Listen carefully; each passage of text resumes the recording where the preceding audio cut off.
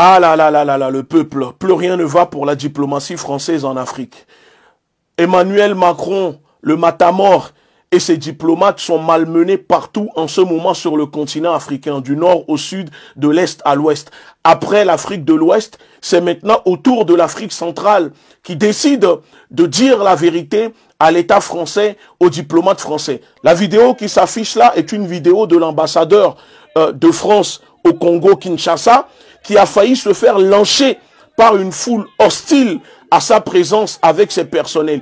Il a été exfiltré et protégé par la police congolaise qui a réussi à le sortir de cette foule qui était prête à le dévorer cru.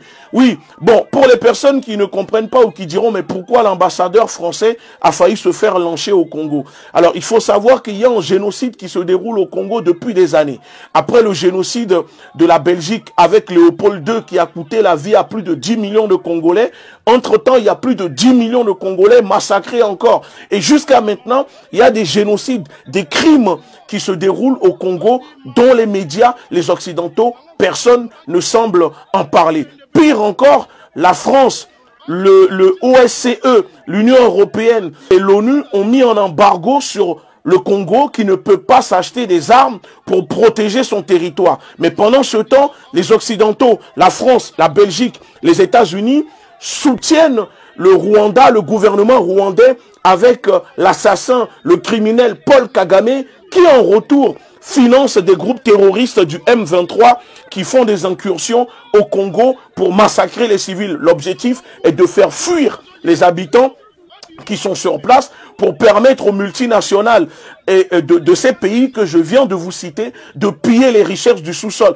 Parce que le Congo est un pays immensément riche, plus riche que le reste des pays du monde entier. Le colbart, l'uranium, l'or, le diamant, le pétrole, tout ce que les Occidentaux ont besoin se trouve au Congo. Donc c'est pour cela que depuis des siècles, ils ont transformé le Congo en chaos sur terre. Ça veut dire que c'est l'enfer sur terre. Et les populations ne peuvent pas vivre, les populations ne profitent pas. Et à la tête de ce pays, comme ils savent le faire, ils mettent des dirigeants poltrons, des dirigeants vendus, endimanchés dans leur costume délabré de liberté, de souveraineté, qui n'hésitent pas à vendre leur population. Donc moi je dis, nous soutenons les populations au Congo qui commencent à se lever pour dénoncer ces crimes, pour dénoncer le jeu double de la France au Congo. Parce que oui, la France finance les RDFS, alors que ces derniers arment les terroristes du M23 qui exécutent, qui tuent, qui assassinent les populations et le monde entier reste les bras croisés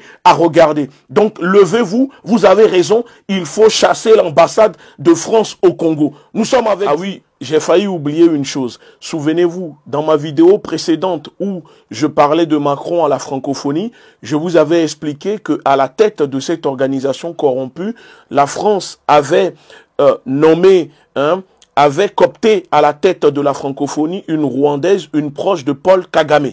Alors, je vous avais expliqué que c'était un arrangement en soutien au régime de Paul Kagame.